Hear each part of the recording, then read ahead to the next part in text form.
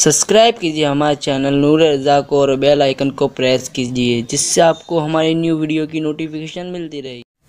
मेरे अजीजों, 22,000 का लश्कर जब आ गया तो ये 9वीं मुहर्रम का दिन था। 9वीं मुहर्रम का दिन था। इमाम आली मकाम सैयद शुहदा शहीद करबला रज़ी अल्लाह तआला अन्हु रात के वक्त अपने खानदान वालों को फिर जमा करते हैं और कहते हैं, देखते नहीं हो इनकी तरफ से इस तरह का लश्कर जमा पर जमा होता जा रहा है और मुझे लगता है ये सिर्फ मेरे खून के प्यासे हैं। अगर वो मुझे कत्ल कर लेंगे तो उसके बाद वो तुम सबसे कोई मुआखजा नहीं करेंगे, तुम्हारे साथ छेड़छाड़ नहीं करेंगे। इनको तकलीफ मुझसे है, इनकी खिलाफत की कुर्सी मुझसे हिलती है, इसलिए मैं ये चाहता हूं कि तुम सबके सब चले जाओ। मुस्लिम बिन अकील के शहजादों से कहा, तुम्हारे बाप शहीद हुए कूफा में, तुम्हारे 2 भाई शहीद हुए, मैं नहीं चाहता कि मजीद जंग में तुम उतरो, तुम वापस चले जाओ। इमाम अली मकाम अपने घर वालों को रात के वक्त जब ये कहने लगे, एक एक शहजादे ने जो तकरीर की है उस रात, अजीजान गिरामी अगर पढ़ोगे तो तुम्हारी आंखें भीग जाएंगी। रो पढ़ोगे। हुसैन आजम के सामने ये बच्चे खड़े होकर के जो जुमले कह रहे थे, अल्लाह अकबर, वफादारी तो उनके खानदान में कूट कूट कर भरी हुई थी। हर बच्चा खड़ा होता और कहता, ये आप कैसा मशवरा हमें दे रहे हैं इमाम आली मकाम, इमाम पाक, आपके बाद जीना किसको कहते हैं, आपके बाद जिंदगी किसको कहते हैं? अगर आप यहां पर कत्ल कर दिए जाएं और हम जिंदा रहें तो हमारी जिंदगी पर लानत हो, हमारी जिंदगी पर अफसोस हो।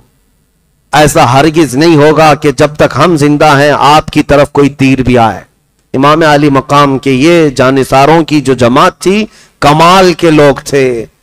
कभी इनको तादाद पर और कभी उनकी ताकत पर गम नहीं हुआ और खौफ नहीं आया। 82 लोग थे और जानिसाराने अहले बैत में अब जो शुमार होता है, सुनिए। ये हालात जब बदलने लगे, शाम का वक्त आया, घोड़ा दौड़ाते हुए हुर बिन यजीद आया। अमर बिन साद से कहा, शिमर जिल जोशिन से कहा कि क्या हुसैन जो 3 बातें कह रहे हैं तुमको उनमें से कोई मंजूर नहीं? अमर बिन साद ने कहा, मैं मजबूर हूं, मैं क्या कर सकता हूं। उबैदुल्लाह बिन जियाद की तरफ से ये शिमर जिल जोशिन खत लेकर के आया है। उबैदुल्लाह बिन जियाद सुलह चाहता ही नहीं, वो सिर्फ कत्ले हुसैन चाहता है। अमर बिन साद से ये हुर बिन यजीद ने कहा, तो फिर तुझ पर अफसोस है, तेरे बाप रसूलुल्लाह के सहाबी हैं, तुझ पर अफसोस है, तूने खानदानी नबुव्वत को देखा है, इनकी परवरिश को देखा है, तो क्या तू तलवार उठाएगा हुसैन के खिलाफ? हुर बिन यजीद ये कोई दूसरा आदमी नहीं, ये सबसे पहले 1000 का लश्कर लेकर आने वाला खुद ही पूछ रहा है, क्या तुम लोग हुसैन के खिलाफ तलवार उठाओगे? अमर बिन साद ने कहा, हम मजबूर हैं, तलवार भी उठाएंगे और उनका सर भी काटेंगे। इतना सुनने के बाद हुर बिन यजीद ने फौज को धक्का दे दिया 1000 की, कहा, ये सारी फौज, ये सारी ताकत तुम्हें मुबारक हो, मैं जाता हूं शहजादे रसूल के पास। इसलिए कि दरमियान में खड़े होकर हुर बिन यजीद ने पुकार कर कहा, लोग कह रहे थे, ए हुर बिन यजीद, तू क्या कह रहा है ये सब बातें? हुर बिन यजीद ने कहा, मुझे ये महसूस हो रहा है मैं जन्नत और दोज़ख के बीच में खड़ा हूं, मेरे हाथ में रब ताला ने आज फैसला दिया है, और तू चाहे तो दोज़ख ले ले, चाहे तो जन्नत ले ले, इसलिए कि मैं जन्नत के हसीन चमकते हुए चेहरों को देख रहा हूं और किसी कीमत पर मैं जन्नत को सौदा नहीं कर सकता। इसलिए फौज तुम्हें मुबारक, मैं रसूलुल्लाह के उस शहजादे के पास जा रहा हूं जो जन्नती जवानों का सरदार है। हुसैन की तरफ से किस शहजादे ने ढोल बजाए? यजीदियों की तरफ से जंग का आगाज करने के लिए ढोल बजाए गए, तबले बजाए गए, नक्कारे, और उसके बाद फिर बिगल बजा करके लोगों ने ऐलान किया कि जंग छिड़ गई है।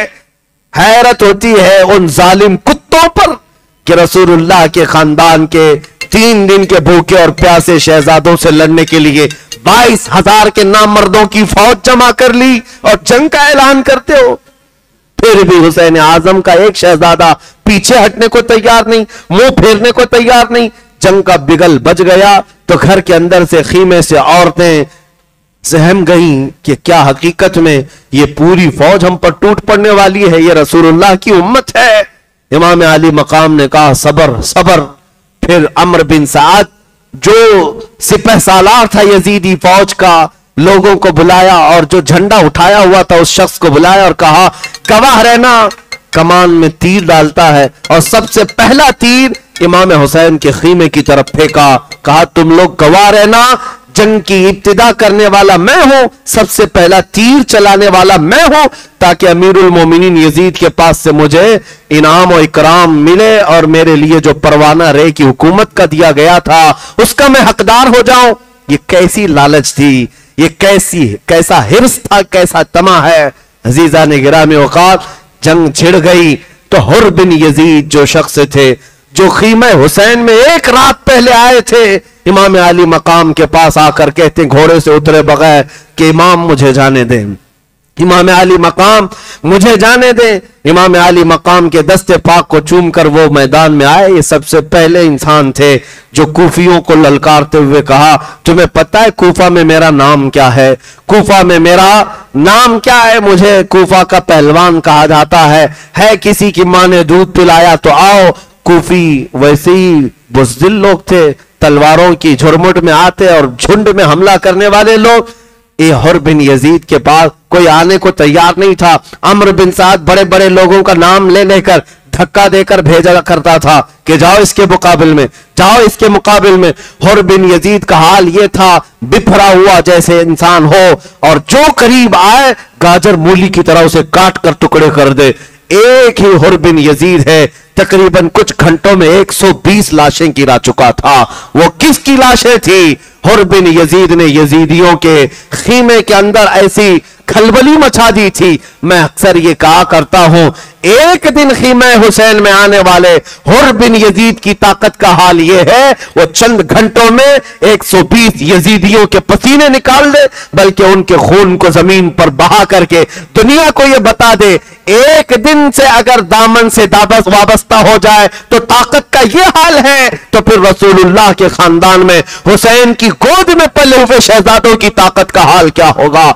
इसीलिए मेरे अजीजों हुर बिन यजीद को कई जत्थे मिलकर के हमला करके हुर बिन यजीद को शहीद करते हैं।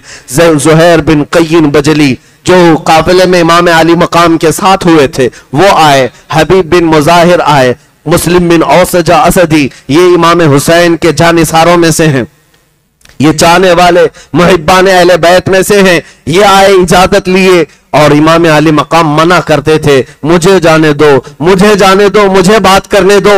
लेकिन ये जानिसारान ऐसे थे, ये मुहिब्बान अहले बैत ऐसे थे, इमाम हुसैन को बाहर एक कदम भी आगे बढ़ाने नहीं देते थे और कहते थे जब तक हमारी जिंदगी है इमाम अली मकाम तो बहुत बड़ी बात है, आपके घर का कोई बच्चा भी मैदान में हम उतरने नहीं देंगे। जितने जानिसार थे सब आए और शहजादगान अहले बैत को भी आने नहीं दिया। हबीब बिन मुजाहिर आए, मुस्लिम बिन औसजा आए और ज़ुहैर बिन क़य्यिन आए। ये भी दोपहर के करीब करीब लड़ते रहे, जवाल तक लड़ते रहे, ये तीन ही लोग लड़ते रहे। कुछ लोग आए और कूफा के लोग मुकाबला न कर सके, मौत के घाट उतर गए और इन तीनों भी जामे शहादत नोश कर गए। इमाम अली मकाम के सगे भाई जो थे मौला अली की औलाद, इमाम अली मकाम के जो सगे भाई थे अब्दुल्ला बिन अली, जैद बिन अली, बकर बिन अली, उमर बिन अली, उस्मान बिन अली, 5 शहजादे अली मुर्तदा के मैदान में थे। ये आए एक साथ इमाम हुसैन से इजाजत लेकर कि हमें जाने दें। हजरत अब्बास अलमबरदार ये भी इमाम अली मकाम के भाई हैं, ये मौजूद थे इमाम हुसैन के साथ। ये 5 भाई आए और ये के बाद दीगरे इन्होंने कूफियों के सर उड़ाए और दमदार और शुजाअत के साथ मुकाबला करते रहे और जामे शहादत ये के बाद दीगरे नोश करते रहे। अजीजा ने गिरामी वक़ात ये खानदान अहले बैत के लोगों का यहां से इनकी कुर्बानियों की इब्तिदा शुरू हुई।